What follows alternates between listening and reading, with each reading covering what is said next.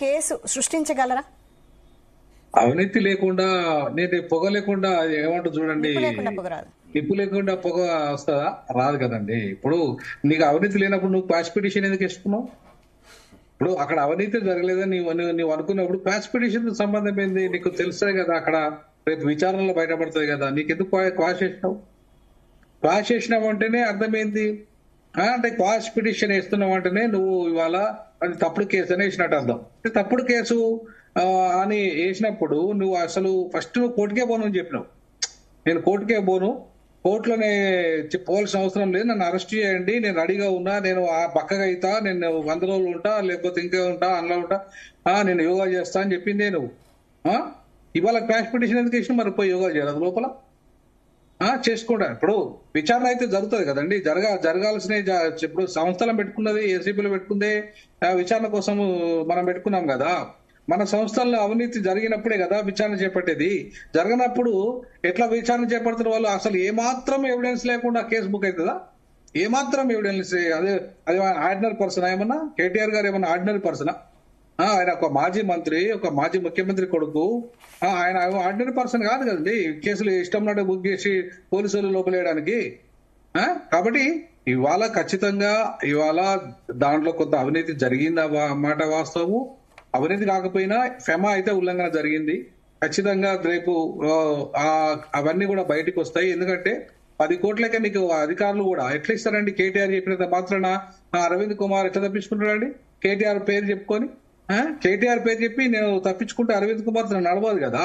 అరవింద్ కుమార్ ఒక IAS officer, ఒక north Indian వచ్చిన వాళ్ళు వీళ్ళంతా దోపిడీ చేసి ఇవాళ ఈ north Indian IAS officer Naveen Mittal అయితేంది, అరవింద్ కుమార్ అయితేంది, మొన్నటిదాకా ఉన్న ఆయన ఎవరైతే చీఫ్ అది ఉన్నాడు కదా, చీఫ్ సెక్రటరీగా ఉన్నాడు చూడండి సోమేష్ కుమార్ అయితేంది, వీళ్ళంతా ఏంటంటే దోపిడీదారులు. మొత్తం తెలంగాణ సంపదనంతా దోపిడీ చేసి దోపిడీదారులకు అండగా నిలబడి ఇవాళ తెలంగాణలో ఆర్థిక విధ్వంసానికి కారకులైన వీళ్ళంతా ఈ ఐఏఎస్ ఆఫీసర్లంతా కూడా. సో కాబట్టి నాయకత్వము అట్లనే తయారైపోయింది, ఐఏఎస్లు అట్లనే తయారైపోయింది. ఐఏఎస్లు అన్న కనీసము చట్ట ప్రకారంగా ఉండాలి కదా, చట్ట పరిధిలో పనిచేయాలి కదా. ఎందుకంటే రేపు ప్రభుత్వాలు పర్మనెంట్ గా ఉండే కదా, ఐఏఎస్లు చాలా కాలం ఉంటారు కదా ఉద్యోగాలలో. మరి వాళ్ళన్నా కనీసం మరి మేము రూల్ సార్ ఈ రూల్ ఒప్పుకోదని చెప్పాలి కదా. అంటే నీకు పరిమితులు 10 కోట్లే ఉంటే నువ్వు అదనంగా ఎట్లా చెక్ మీద సంతకం పెడతావు? సో కాబట్టి ఇవాళ ఖచ్చితంగా అక్కడ ఉల్లంఘన జరిగింది, ఆర్థిక ఉల్లంఘన జరిగింది, ఆర్బీఐ రూల్స్ వ్యతిరేకంగా అక్కడ ఈ ఫార్ములాలో జరిగింది కాబట్టి ఇవాళ ఏసీబీ ముందుకు వచ్చింది. ఏసీబీ కేసు పెట్టడానికి ముందు కదా, ఒక ప్రభుత్వం కక్షపూరితంగా మాత్రమే చేస్తుంది అనడం కంటే కూడా నువ్వు నిజాయితీ పరుడు అయితే నిరూపించుకోండి. రేపు కాళేశ్వరం విషయంలో కావచ్చు, మిగతా విషయాలు అన్నింటిలో కమిషన్ జ్యుడిషియల్ ఎంక్వైరీ నడుస్తుంది. జ్యుడిషియల్ ఎంక్వైరీ రేపు కేసులు అయిన తర్వాత కూడా నిజాయితీ నిరూపించుకోండి. అయితే కాకపోతే నేనేమంటున్నానంటే జ్యుడిషియల్ ఎంక్వైరీ ఒక ఫార్స్ గా మారదంటున్నా, కేసులు ఒక ఫార్స్ గా మారద్దంటున్నా. కేసులు ఒక ఫార్స్ గా మారకుండా తెలంగాణ సంపదను దోపిడీ చేసిన ఎవరైనా సరే నేనైతే ఇప్పుడు అంటున్నా, రాజశేఖర రెడ్డి నుండి మొదలుకుంటే ఆర్థిక విధ్వంసం జరిగింది, అక్కడికి వెళ్ళి మొదలైతే బాబు నుండి రాజశేఖర రెడ్డి, బాబు తర్వాత కేసీఆర్, ఈ ముగ్గురు నుండి కూడా ఇవాళ పూర్తి ఆర్థిక విధ్వంసం తెలంగాణలో జరిగింది. సో కాబట్టి వాటన్నిటి మీద సమగ్రంగా విచారణ చేపట్టగలిగితే భూములు కానివ్వండి, ఇవాళ తెలంగాణ భూములు కానివ్వండి, తెలంగాణ సంపద కానివ్వండి, తెలంగాణ వనరులు కానివ్వండి, తెలంగాణలో అన్ని కూడా దోపిడీకి గురైనాయి. సో కాబట్టి ఇవి దోపిడీకి గురైన వాటన్నిటి మీద విచారణ చేపట్టి వాటి దగ్గరికి వెళ్ళే డబ్బులు కూడా రికవరీ చేయించి అది మళ్ళా తెలంగాణ అభివృద్ధి కోసం కేటాయించగలిగితే రేవంత్ రెడ్డి చరిత్రలో మిగిలిపోతాడు. లేదంటే బాబు డైరెక్షన్ లో నడిచి బాబు కోసమే పనిచేసేసి మాత్రమే పనిచేస్తే మాత్రము బాబు ఎంత విధ్వంసం చేశాడో ప్రజలందరూ తెలుసు. తెలంగాణ ఎడారి కావడానికి. వినోద్ కుమార్ గారు, అయితే కేటీఆర్ అదిగో ఇదిగో కేటీఆర్ అరెస్ట్ అన్నారు గతంలో, అలాగే కేసీఆర్ జైలుకి వెళ్ళడం ఖాయమన్నారు. అంటే ఈ ప్రచారాలన్నీ అసలు ఎవరికి ఏం లాభం అంటారు? నేనేమంటానంటే ఇప్పుడు అది ఆంధ్రాకు లాభం చేకూర్చే విధంగా ఉండదు అంటున్నాను. నేను ఇప్పుడు ఏమంటున్నానంటే ఇవాళ హైడ్రా పేరు మీద తీసుకొచ్చి ఆంధ్రాకు లాభం చేకూర్చే విధంగా అక్కడ భూములు వాళ్ళు అంటే ఇక్కడ భూములకు ధరలు లేకుండా ఇక్కడ పడగొట్టేసి ఇవాళ అక్కడ భూములకు ధరలు పెరిగి అక్కడ క్యాపిటల్ సిటీని డెవలప్ చేసుకొని అక్కడ ఆ రకంగా జరగద్దంటున్నా. హైడ్రా అనే దానికంటే హైడ్రా వల్ల పెద్ద ఉపయోగం జరిగిందని నేను అనుకోను. ఎందుకంటే హైడ్రా కంటే ముందు చట్టాలు ఉన్నాయి. చట్టాలు మున్సిపల్ చట్టం ఉంది. హైడ్రా కంటే ముందు మన దగ్గర ఆ, అది అటవీ హక్కుల చట్టం ఉంది. సో ఇవన్నీ కూడా పకడ్బందీగా అమలు చేసి ఉంటే ఇవాళ భూమి ఇంత దుర్మార్గంగా కబ్జా గురయ్యేది కాదు. నాళాలు ఇంత దుర్మార్గంగా హైదరాబాద్ సిటీ అంతా కూడా కబ్జా గురయ్యేది కాదు. నాళాల పూడికలు నాళాలన్నీ కూడా క్లోజ్ అయిపోయేది కాదు. వర్షం వస్తే ఆ మొత్తం సముద్రంగా మారేది కాదు. ఇవన్నిటికీ కారణం ఏంటంటే కేవలం కేసీఆర్ హయాంలో ఒక్కటే జరిగింది కాదు.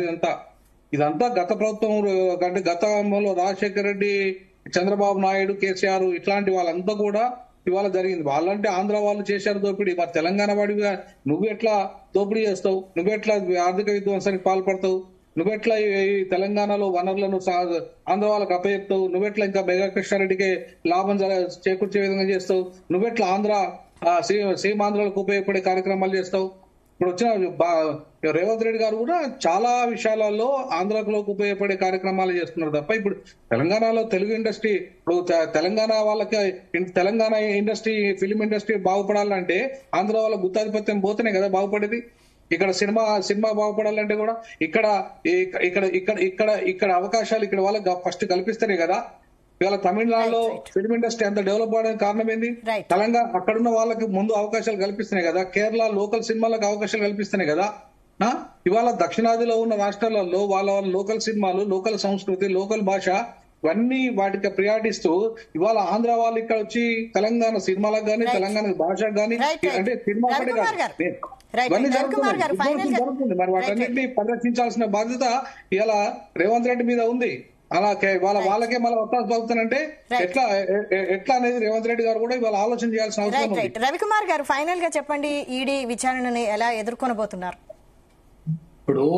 ఇప్పుడు వినోద్ కుమార్ గారు ఒక మాట చెప్పారు. ఎందుకంటే ఆయన న్యాయరంగంగా మీద ఒక నిష్ణాతుడు, మంచి విస్తృతమని క్వాష్ పిటిషన్ ని వేసుకోవటం అనేది ఇది ఒక ఫేక్ కేసు, దీనివల్ల అన్నటువంటి దాని మీద విచారణ. నిజంగా కేటీఆర్ గారి వాదన నమ్మితే కోర్టు నిర్ణయం తీసుకుంటది.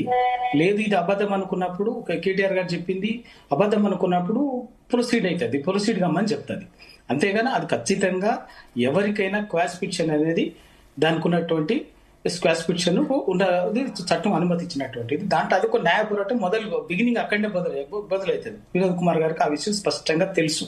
అందుకే కేటీఆర్ గారు ఇది ఫేక్ కేసు, దీంట్లో నా మీద రాజకీయ కక్షపూరితంగా చేసింది దీన్ని అని చెప్పేసి ఇది అని తన వాదనని బలంగా వినిపించింది. కోర్టు జడ్జి గారు 7th కు చేసిండు. అది రెండవది, ఈడీ ఏదైనా ఖచ్చితంగా దాంట్లో ముందు అది రాజకీయ ప్రేరిత కక్షపూరిత చర్య అని చెప్పి కక్షపూరితంగా బనాయిస తీసుకుంటున్నటువంటి కేసు అని చెప్పిన తర్వాత ఏంటంటే ఖచ్చితంగా హైకోర్టు నుంచి ఏదైతే వస్తుందో ఫైనల్ గా 7th కు జడ్జిమెంట్ రిజర్వ్ అయింది కాబట్టి ఆ తర్వాత వచ్చిన దాన్ని కూడా తప్పనిసరిగా ఈడీ దగ్గర ఫేస్ చేస్తాం, సిబిఐ దగ్గర ఫేస్ చేస్తాం, ఎక్కడైనా కూడా ఏదైనా తప్పనిసరిగా ఫేస్ చేయాల్సిందే.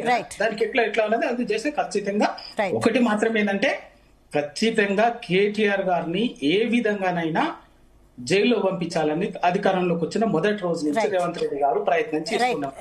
అది ఫ్యామిలీ పార్టీ, రేవీ పార్టీ అని చిత్రించడం కానీ, లగచర్ల బాధితులు రోడ్డెక్కి ధర్మ పోరాటం మద్దతుగా లింగం యాదవ్ గారు, కేటీఆర్ అరెస్ట్ అనేది ప్రచారమేనా, నిజమవుతుందంటారా? ఫైనల్ గా చెప్పండి. డెఫినెట్ గా ఇవాళ అవినీతి జరిగింది, ఇవాళ స్పష్టంగా ఎవిడెన్స్ కనబడుతున్నాయి. ఇవాళ విదేశీ కంపెనీలకు ఏ విధంగా 55 కోట్ల రూపాయలు ఇవాళ కేటీఆర్ అనుమతితోంటే ఇవాళ కేబినెట్ అనుమతి లేకుండా, ఆర్బీఐ అనుమతి లేకుండా పంపించడం అనేది చాలా స్పష్టంగా ఎవిడెన్స్ ఉన్నాయి. డెఫినెట్ కూడా కేటీఆర్ అరెస్ట్ అవుతాడు, తొందరలోనే జైలుకు పోవడం ఖాయం.